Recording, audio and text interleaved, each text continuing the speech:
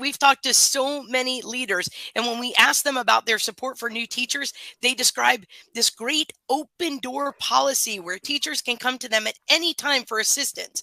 And an open door policy is an excellent way to like foster communication. But the assumption with that is that if they need help, they'll ask for it. And then, so conversely, if they haven't asked, they must not need it. And the truth is that is not reality. New teachers don't know what they don't know. And because they don't know that, they don't even know what to ask for. I literally, for real, literally just today had a conversation with a new teacher who had let something lapse on her certification. And she was having a problem, and she was so frustrated. And she said to me, look, I didn't know what I didn't know. So I didn't even know to ask anybody for that. And I thought, oh my gosh, I'm totally going to bring that up tonight, because that is our story, right? When you don't know, you can't navigate the support you need. And the bottom line is new teachers don't know. And the funny thing is that they don't know the who, and they don't know the what. They don't know who to ask. They're not sure who to go to for support. And I think about some of these large schools where that is a huge undertaking.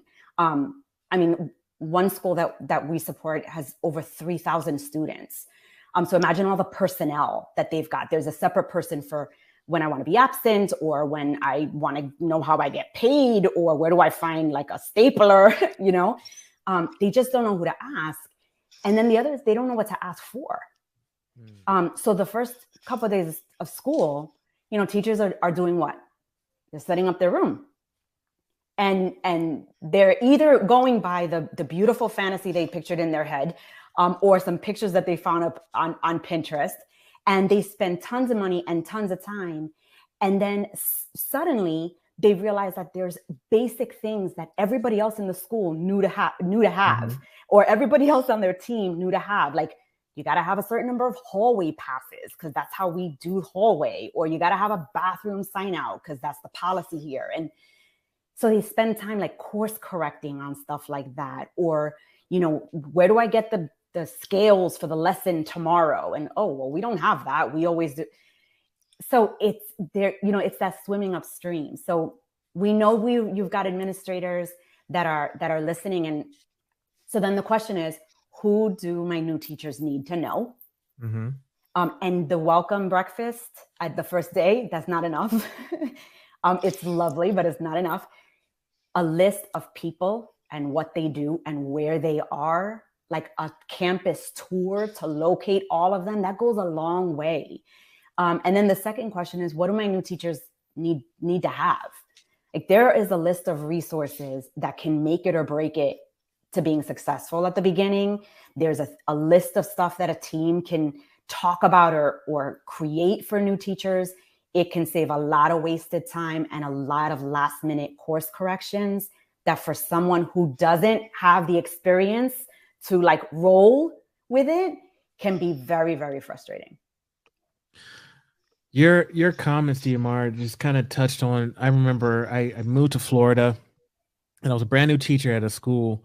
And so decorating my classroom has never been one of my strengths. Okay. It's just not, I don't know what to put on the walls for real. So I remember going to the local teachers. It was actually, it was Orlando. So not too far from you. Yeah. And went to the teacher supply store, just bought a bunch of random, whatever, right? Just grabbed as much as I could and just started putting that stuff on the walls. And then my principal came in there. I was like, what are you doing? Like, what is this? And I remember thinking to myself, man, I spent hours, gas hours on, I think I even kind of came out of pocket for a lot of the stuff too. I'm sure you did. Yeah. And I've spent hours in my room, and then I remember being frustrated because I basically was told to take all this stuff down and let's start over again. And then that meant I had to get more stuff. So when you mentioned like those little things that as a new teacher that we don't know what we don't know. That's right. Right. I didn't know any better. So if I'm an administrator, what are some things that maybe I could do in that kind of situation, or just situation with brand new teachers that knowing that teachers don't know what they don't know, besides, like you said, the breakfast and here's a tour of the campus, but as far as the administrator and support one-on-one maybe, or just something that they can do, and either of you can answer this, what would you suggest? How can we avoid those type of situations, I guess? Yeah, so aside from, and it's tricky for administrators because it's not like you have one gateway where all of your new teachers are coming, and so you can prepare ahead of time. We've got teachers being hired all year long. And so there's always somebody new. I mean, some of our schools have such high attrition. They're always having to orient new teachers to their campus.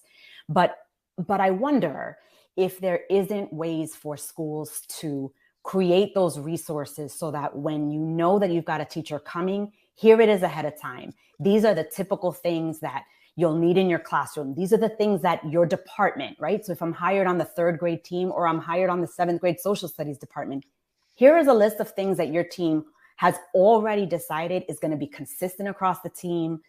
Here are some photographs of classrooms in our school that like really look pretty typical so that you have a picture. Without a picture, there's no such thing as silence and there's no such thing as blank space. Our brains it doesn't like that. So it will make it up. And so it'll fill in the noise with its own information and it'll fill in the blank space with its own pictures. And so the more opportunities we have to fill that in, to pair a colleague, a current staff member with someone who's coming in prior to their arrival. Those are just small, and we'll definitely talk about connections because, like we said, that's the one thing teachers say is the biggest reason why they stay is because they're connected, which is not unlike what you're going to be talking about in January, right? That's why kids need to feel connected too. The same applies to grownups. Got you. All right. When we work with mentors in districts, we actually have tools that we use with the mentors to help think about navigating and think about what teachers don't know and what do they need to know for their system. So that's kind of all proactive instead of reactive to now what? School started, everybody's on a whirlwind. We don't have time, right? So proactively thinking out those systems. Okay. It makes sense. Being proactive instead of reactionary. Okay. So that takes care of number one. Teachers don't know what they don't know. What's number two, Barbara? Well, it leads us right into that, right? Teachers can't care for if they're not cared for, right? And that speaks to this big idea of connection. And we know it's not just what we know because we're humans and we feel it, but there's actually neuroscience research that tells us that the number one way that our brains engage with our environment is through connections. We're always looking for connections to make sense of things, connections to engage with people. As schools, we tend to do this really well at the beginning of the year. And DMR even referenced like that welcome meeting and welcome back goodies and things like that. We also kind of periodically check in and make connections, Teacher Appreciation Day or right before the holidays. But the truth is that teachers need this ongoing, and our new teachers need to feel like someone cares about them and that we have connections that are like in it with us, that they're here in the trenches with us, and that they are connected to what we're doing. So I love this idea because there's this research that was done that I love, and I think that it's fascinating. In 2016, out of Emory University, there were a group of researchers. Do you know this? You're shaking about the dogs and connections? No. All right. Well, I'm going to give you the condensed version because I really love this. But researchers wanted to determine what types of rewards dogs preferred. And you know what they discovered?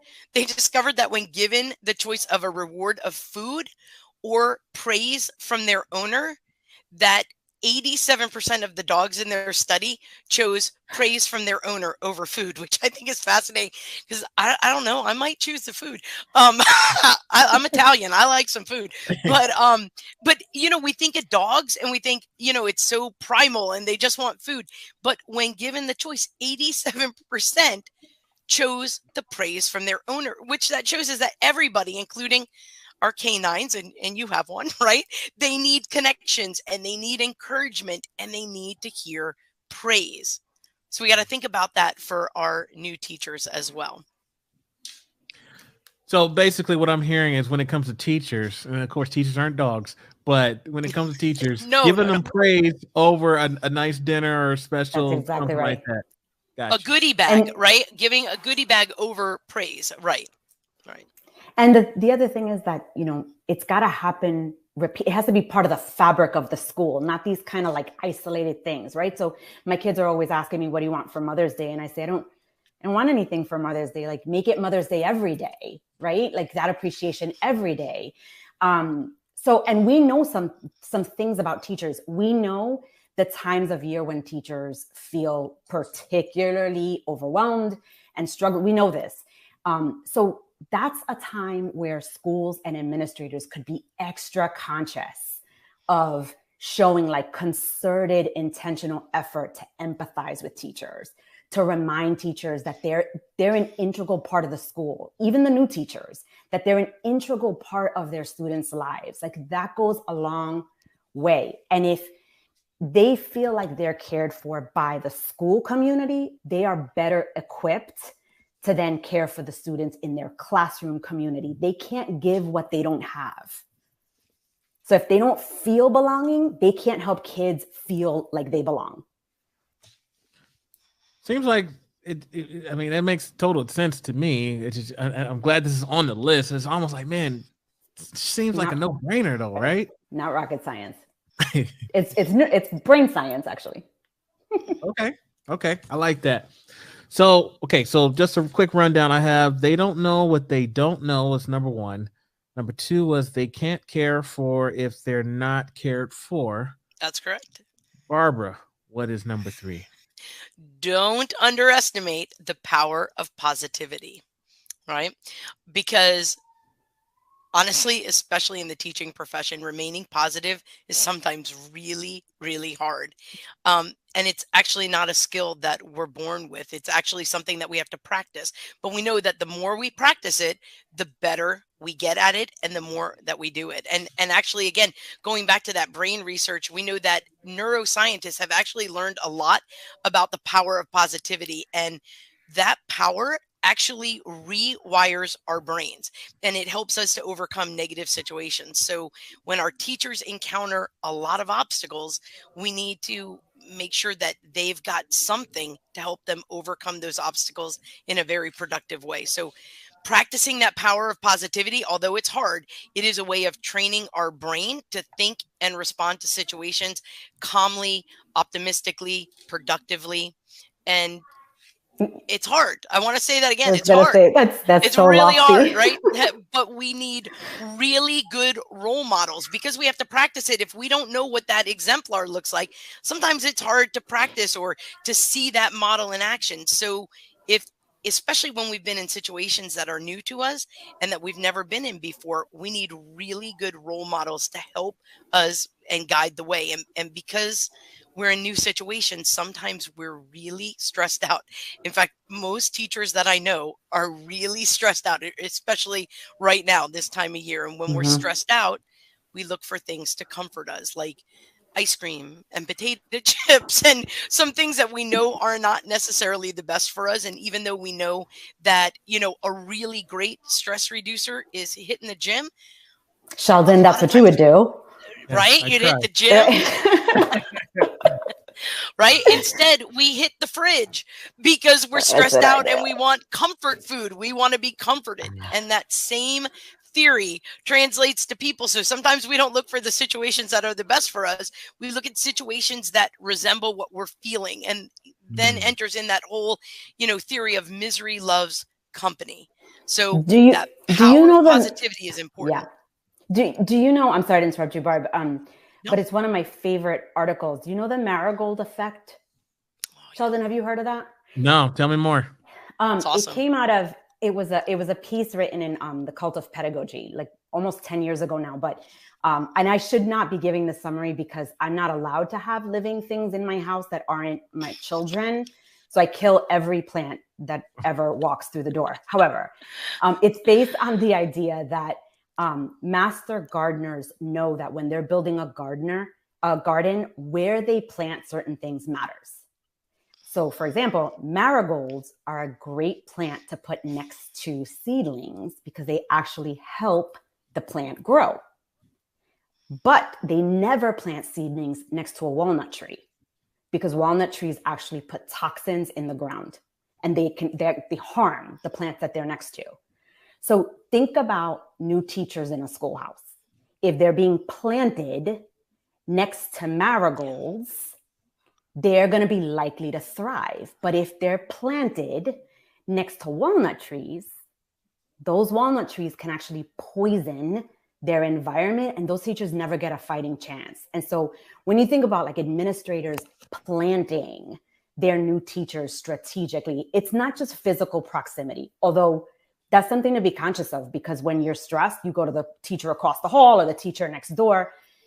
But it's also like relational proximity. Who are the people that those guys are intentionally interacting with all the time, so that they get that marigold from those people? And so lots of school districts are looking at this notion of mentors, people who can be the positive role model, the marigolds, because they're just not strengthening them as professionals, but they're like the cheerleader, the advocate, right? And that can look lots of different ways. We work with one school district where these mentors they do that full time. This is all they do for new teachers across their system. They travel school to school. But we work with another school district where the mentors are right in the building. They're full-time teachers, and they get paired up with new teachers right at their site.